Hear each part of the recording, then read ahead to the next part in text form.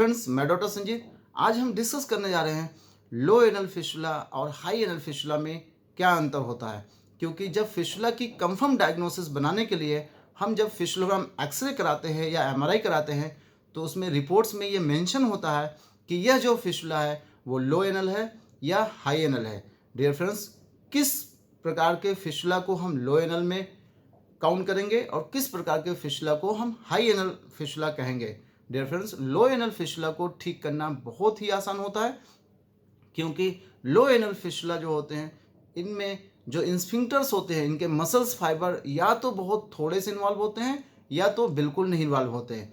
क्योंकि इस प्रकार के फिस्टुला को जब हम ट्रीटमेंट करते हैं तो यहाँ पे हमारे इंस्फिंक्टर डैमेज नहीं होते हैं, तो जो हमारे मल को रोकने की जो क्षमता होती है वो कभी लॉस नहीं होती है। लेकिन जो हाई एनल फिस्टुला होते हैं उनमें क्या है, मसल्स फाइबर ऑफ जो स्फिंक्टर्स होते हैं उनमें बहुत ज़्यादा इन्वॉल्वमेंट होता है और एक बार में इन फाइबर्स को कट कर दिया गया तो हम अपने मल को कभी नहीं रोक पाएंगे, जिसे हम इनकॉन्टिनेंस ऑफ फीकल मटेरियल कहते हैं। यानी हमारा मल अपने आप हमारी बॉडी से बाहर आता है। ऐसा हमने कई बार सुना है कि फला आदमी का इस फिस्टुला का ट्रीटमेंट किया गया और वो अब अपने मल को रोक नहीं पा रहे हैं। तो इसमें यही होता है, जब हमारे स्फिंक्टर डैमेज हो जाते हैं तब जो है हम अपने मल को रोक नहीं पाते हैं। डियर फ्रेंड्स, लो एनल और हाई एनल फिस्टुला को समझने से पहले हम अपने मल द्वार के आसपास की एनाटॉमी देख लेते हैं, क्योंकि जो फिस्टुला का ट्रैक जाएगा वो इन्हीं जो बॉडी के पार्ट्स होते हैं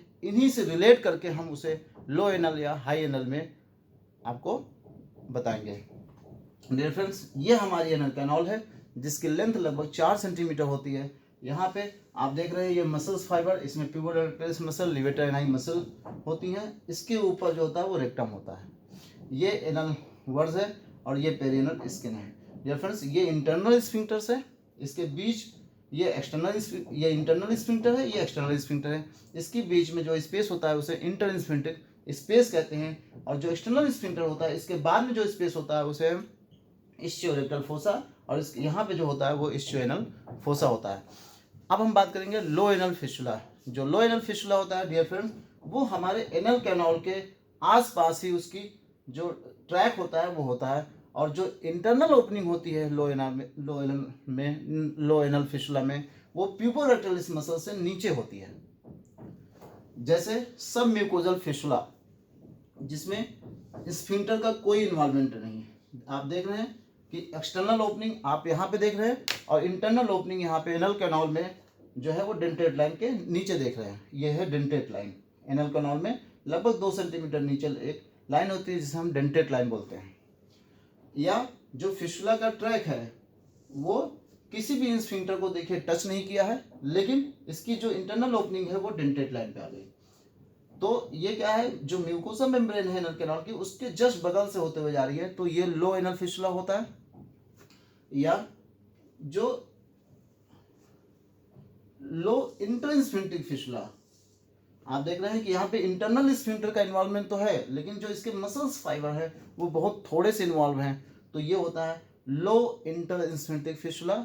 या लो ट्रांस इंस्फिंक्टिक फिस्टुला, जो एक्सटर्नल स्फिंक्टर है उसका मसल फाइबर का थोड़ा सा पार्ट इन्वॉल्व है, तो लो इंटरस्फिंक्टिक फिस्टुला, लो ट्रांस इंस्फिंक्टिक फिस्टुला या सब म्यूकोजल फिस्टुला को हम लो एनल फिस्टुला बोलते हैं। और लो एनल फिस्टुला में आप देख रहे हैं कि एक्सटर्नल स्फिंक्टर और इंटरनल स्फिंक्टर का इन्वॉल्वमेंट बहुत ज़्यादा नहीं है, बहुत थोड़ा है या नहीं है। तो ऐसे फिस्टुला को ठीक करना बहुत आसान है। यहाँ पे लो एनल फिस्टुला के ट्रीटमेंट में हमारे स्फिंक्टर को कोई नुकसान नहीं पहुंच सकता, तो जो हमारे मल को रोकने की जो क्षमता है वो यहाँ पे लॉस नहीं होती है।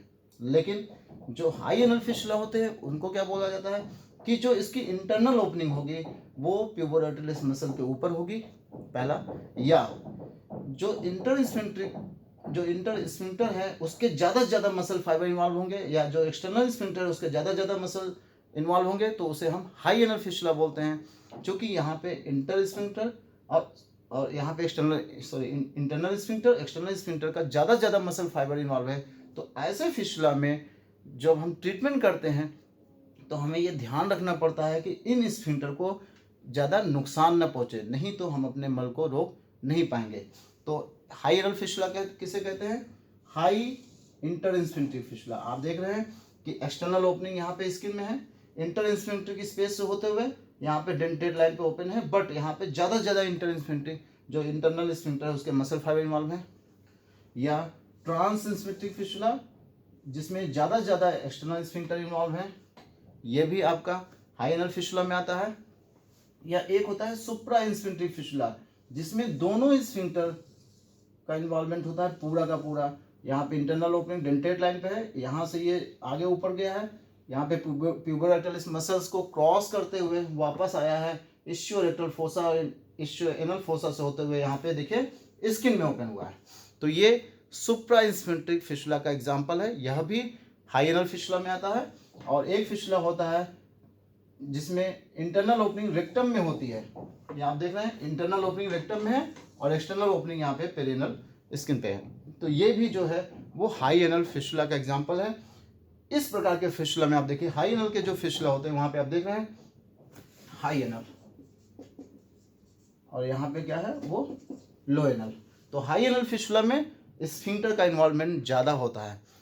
इस प्रकार के फिशुला को ठीक करने में थोड़ा सा हमें ये ध्यान रखना पड़ता है कि हमारे स्फिंक्टर को कोई नुकसान न पहुँचे। डियर फ्रेंड्स, अगर हम फिशुला के ट्रीटमेंट की बात करें, कई बार हमने सुना है कि फला आदमी ने ऑपरेशन कराया, उनके स्फिंक्टर डैमेज हो गए, मल को रोकने की क्षमता खत्म हो गई, या उन्होंने 3 बार ऑपरेशन कराया, 4 बार ऑपरेशन कराया, फिर भी सक्सेस नहीं हो रहा है, उनका ठीक नहीं हो रहा है। तो डियर फ्रेंड्स, इस प्रकार के फिशुला में ये सब संभावनाएं ज़्यादा होती हैं, क्योंकि अगर हम इसको एक बार में कट कर देंगे पूरे फिशुला के ट्रैक को, तो यहाँ पे एक्सटर्नल और इंटरनल स्फिंक्टर भी डैमेज हो जाएंगे, जिसमें ऐसी संभावना है कि हम अपने मल को रोक नहीं पाएंगे। डियर फ्रेंड्स, ऐसे केस में जो हाई एनल फिशुला है उसमें क्षारसूत्र विधि सबसे बेस्ट विधि होती है। बाकी जो लो एनल फिशुला है उसको तो बहुत ही आसानी से ठीक किया जा सकता है, लेकिन जो हाई एनल फिशुला है जिसमें और सर्जरी के कंपैरिजन में जो क्षारसूत्र सर्जरी है वो सबसे बेस्ट है, क्योंकि यहाँ पे जब क्षारसूत्र से ट्रीटमेंट किया जाता है जो कटिंग और हीलिंग होती है वो एक बार में नहीं होती है, कटिंग स्लोली होती है। तो जितना मसल फाइबर एक दिन में कट होते हैं उतना ही मसल फाइबर अगले दिन प्रिपेयर हो जाते हैं, बॉडी उतना बना लेती है। तो हमारे जो स्फिंक्टर्स हैं वो धीरे धीरे कटते रहते हैं और धीरे धीरे भरते रहते हैं।